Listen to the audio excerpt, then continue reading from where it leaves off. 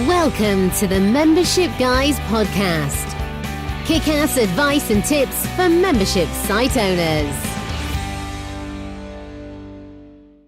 Hey there, thank you for joining me for episode 114 of the Membership Guys podcast. I'm your host, Mike Morrison, one half of the Membership Guys, and this is the show where I dispense proven practical tips and advice for membership site owners. How the devil are you? Thank you so much for spending a bit of time with me. If it's your first time listening to the show, welcome. Thank you for checking us out, and be sure to subscribe so you don't miss a single episode in the future. And if you're a returning listener, I'm so glad that we didn't put you off. I'm so glad you're still with us. Thank you for continuing to listen and to support the show. We truly appreciate it.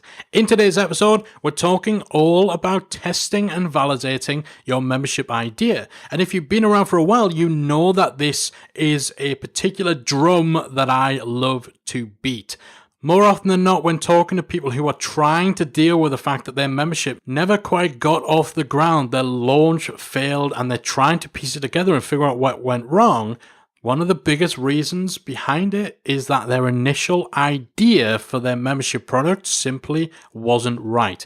So in today's episode, I want to dive into one of the best ways to actually research and validate and test that your membership idea is a one that actually has true potential. But before we get into that, I want to remind you guys that the Membership Guys podcast is brought to you by membersiteacademy.com, the #1 training resource and community for membership site owners. We've got absolutely everything you need for every stage of planning, building, launching, growing, and running a successful membership website. From our comprehensive training library that features courses, guest expert workshops, quick win tutorials, plus monthly Q&As with myself and Callie from the Membership Guys, discounts, resources, tools, and an active supportive community that will have your back and will help you take your membership site to the next level.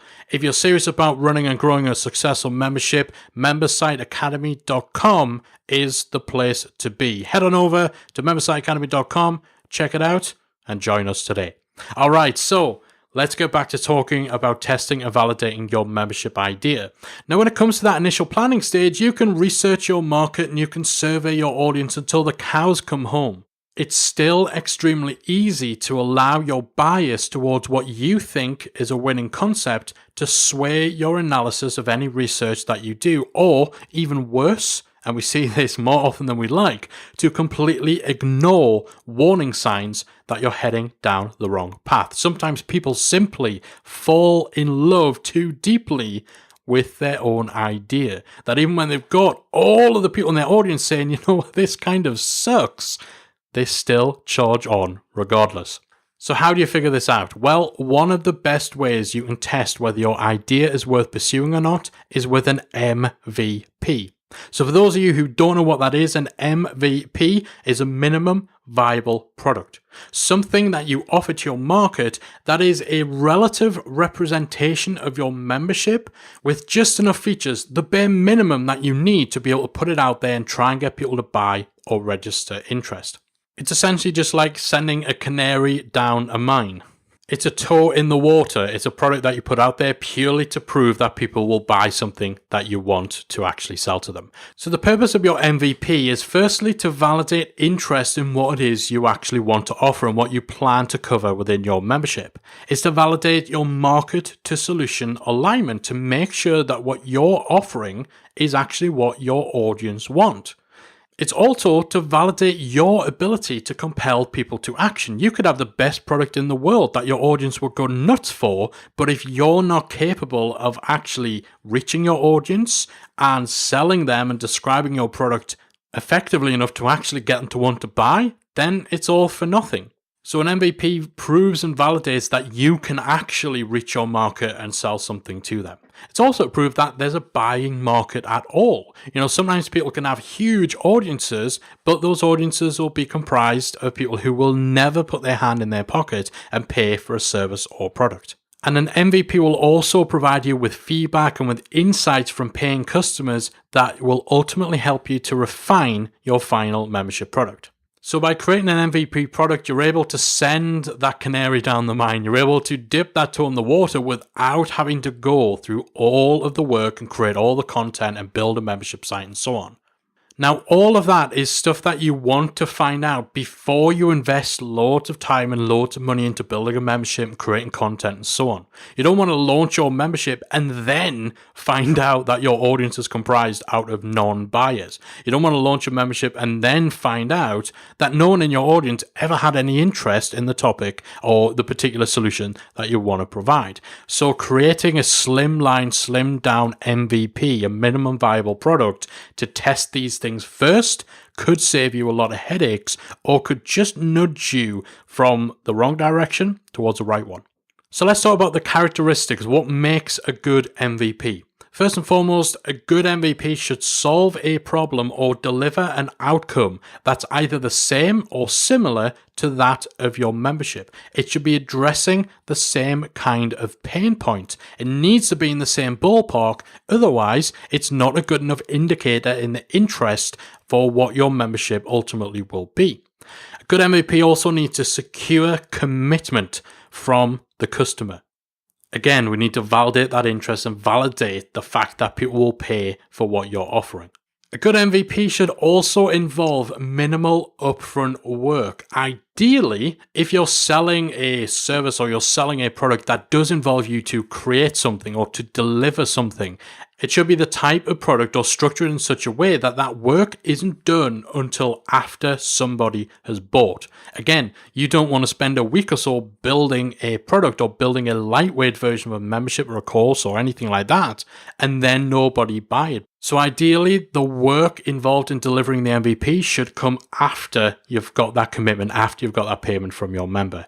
And when it comes to what people actually pay, the price point for your MVP should be in the same ballpark as your final product. Now, this should either be a one-off payment that's equivalent to what you would charge for a single month of your membership, or if you have an estimate of what your customer lifetime value is going to be in your membership, or maybe you're selling an annual membership, then if your MVP is something that's a little more substantial, your pricing should be around about the same as your customer lifetime value or an annual payment. Again, we want as many characteristics of our MVP to be good representations of the membership as possible. So if you're selling an ebook for $7 and your membership's going to be $100 a month, somebody paying $7 for an ebook in no way suggests that they'll pay $100 a month for a membership. But if you run a group coaching program that costs $100 a month and addresses the same sort of pain points that your membership will, then that's the same sort of ballpark and it's a better indication that those people will pay the same amount for your membership. Now, considering that we're testing the viability of a membership site, ideally your MVP should be something that's delivered in a one-to-many format and something that's delivered online. Now, that's not a complete deal breaker, but again, if you can check that box for your MVP, you increase the chance that the results you get will be a more realistic indication of whether people will join your membership. And ideally, your MVP should involve actually getting paid. In fact, you'll find most people don't consider an MVP to be truly viable, that's the V in MVP, unless payment is received. Now, we mentioned before that the characteristic of a good MVP is that it secures commitment from the customer. So if it's not possible to create an MVP product that involves getting paid, you can still secure commitment in terms of pre-orders or in terms of sign-ups for a waiting list. But ideally, if you can get people to pay you for your MVP, that's a much, much stronger indication of a viable idea. And even more so if that payment is recurring. It doesn't need to be a never-ending subscription like a membership would be, but if you can have something that's installment payments or perhaps payments over 6 weeks or 8 weeks, again, it's a better indication that your audience are going to be receptive to a membership subscription. Okay, so now that we've discussed the purpose and the characteristics of a good MVP, let's talk about the MVP itself in terms of the different ideas for what sort of products you can actually take to market to do testing and validation. So there's 6 main types of MVP I want to discuss, starting with the interest gauge. So the idea of an interest gauge is something that's created primarily for the purpose of capturing people's interest in your membership idea. Ideally, getting some form of initial commitment or at least indication that they join your membership. So there's a few ways you can do this. The first is with a waitlist. So this is a simple page that you send people to where they can submit their name and their email address in order to join a waitlist for your membership. In doing so, they are saying that they want to receive updates from you about the different details of the membership as it starts to come together, and that they want to be amongst the first people to be notified when your membership is available for them to join. Now, we recommend that everybody set up a waitlist the second that you decide that you're going to create a membership website, because that just gives you something to send people to when you're blogging, when you're podcasting, when you're building your audience. And it enables you to create a more targeted, slightly more engaged group of people on your email list that should be the first people you actually market to when you're about to open your doors. So a simple waitlist is a great way to capture people's interests. Another sort of interest gauge MVP is sending out a survey to your audience. Now, chances are, as you're researching your market and you're putting together your membership idea, you may have already surveyed your market. But in terms of using a survey as an MVP, this is something where you want to be explicitly asking people and including the question, are you interested in joining this membership? Would you be interested in me following up with you when the doors open? So you're getting that more explicit statement of intent from your audience by being direct in asking them whether they'll actually buy and whether they'll actually join your membership. Another type of interest gauge MVP is a simple free Facebook group. So again, this is something that can be very worthwhile just in those initial stages of building your audience. But for validation purposes, you could try perhaps explicitly stating that this group is actually a free version of what will become a paid product. So you're setting those expectations, you're setting the tone, you're setting the direction of the group, and you're also providing a better context for tying this into your membership. Now, of course, everyone who joins your free group isn't necessarily going to stick around to become a paid member, but if you position and present this in a way that this is essentially your membership and at some point along the line it will become paid, then that acts as a slightly better form of validation than simply having a basic free group that's centered around an interest as opposed to being centered around your product. Now, the big upside of this type of interest gauge MVP is that they're all extremely quick to deploy. However, they are perhaps the lowest form of commitment that you're asking from your audience, and as such, they're not particularly accurate reflections of how many people will go on to pay to join your membership. You're asking someone to do something fairly non-committal, enter their email details, answer yes to a couple of questions, join a free Facebook group. So this really is the absolute bare minimum approach to validating your idea. While it's not necessarily the best form of MVP, all of this is stuff that we'd absolutely recommend you do anyway, as it at least gives you a ballpark and a starting point and helps you build an audience who are a step or two closer in terms of their commitment level, in terms of their awareness, than most people in your audience or on your email list will be. And if you can't get people to join a free group or to join an email waitlist, then that's going to set off the very first round of warning bells, the very first alarms that something may be off in terms of your product and audience fit, or in terms of your ability to actually get people in your audience to take action. So in that sense, these sort of interest gauge MVPs can be very, very useful in those early stages. The second type of MVP I want to talk about is coaching. So there's two ways that you might offer coaching as an MVP. You could sell 1-hour blocks of consultation time where you basically charge the equivalent of a single month's payment in your membership or what you plan to price that as. And in exchange, somebody gets you on Skype or on Zoom or something similar to answer their problem, address their challenges, and so on. Now, right now, I hear a few of you protesting that your time is worth way more than what you would charge for a single month of membership. But remember, you're doing this solely to validate an idea, not to profit. Alternatively, you might look to offer a group coaching program where you take a small group of, say, 8 to 10 people and you offer them a monthly product where perhaps they each get a one-to-one call every month, or maybe they get an individual call every quarter. So there's a little more structure, there's a little more meat on the bones, but it is still all very focused around coaching. So not only do things like this, these 1-hour consultation blocks or group coaching programs validate an interest in a solution as well as your ability to sell to your market, speaking directly to your audience in this capacity, in a small group or one-to-one, is going to give you a wealth of ideas and inspiration for membership content. So this doubles up as great market research. Now, the downsides to using coaching as an MVP is that it's more one-to-one than your membership is likely to be. And so people who are taking you up on this offer are likely to be ones who value that one-to-one access above all else. And as such, they may be less likely to join a membership where you wouldn't be as accessible. However, these types of MVPs definitely enable you to tick some of the boxes of idea validation. And if you go with the group coaching option, then it's proving the subscription model works in your market too, since those guys are going to be paying you either on an ongoing basis or they'll be paying you in installments. The third type of MVP is a basic info product. So for example, this could be a standalone course.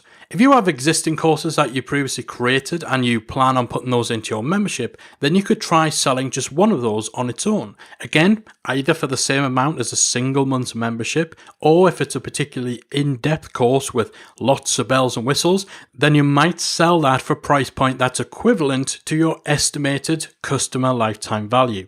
Now, you may already have been selling courses to your market, in which case I'd examine whether the audience you've been selling those courses to is the same or is similar to the audience you're creating the membership for. How well have those courses sold? What sort of feedback have you had? If you've been monitoring completion rates, for example, on your courses, have they been good or have they been bad? If you've got multiple courses, how many repeat purchases do you have?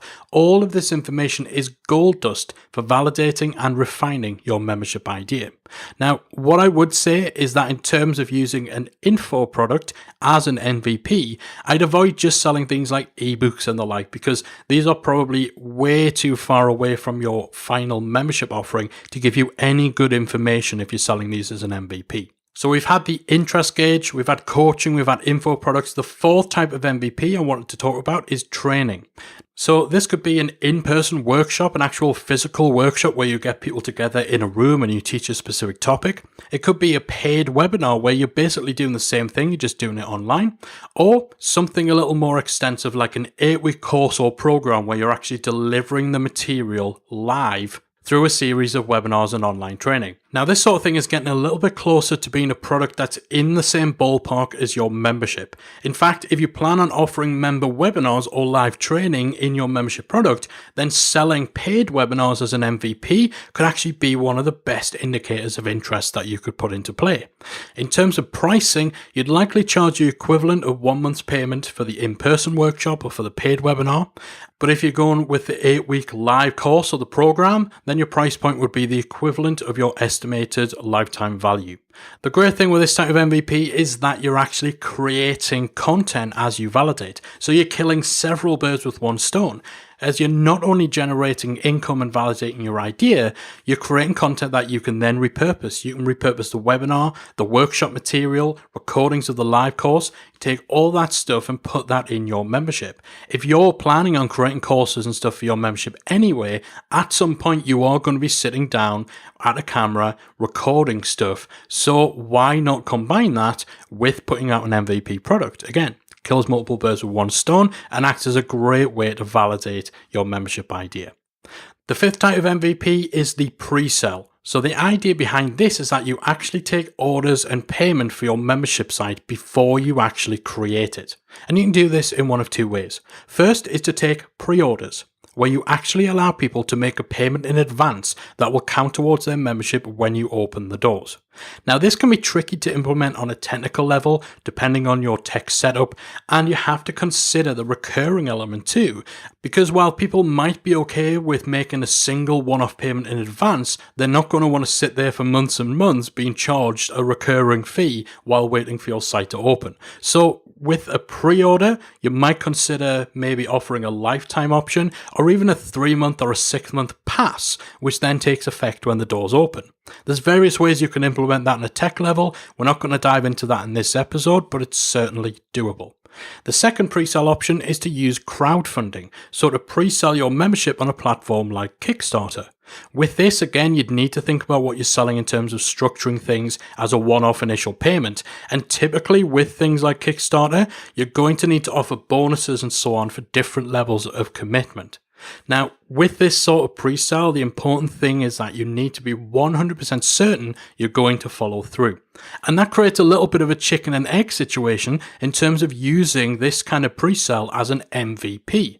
Because if the info you gather from pre-selling for validation leads you to decide that this isn't a path you're going to go down, then that's going to cause a problem. So I'd strongly urge anyone doing crowdsourcing or pre-orders as an MVP to put the money that they raise in a separate account or to put it in escrow, basically anywhere that is out of reach from the rest of your business.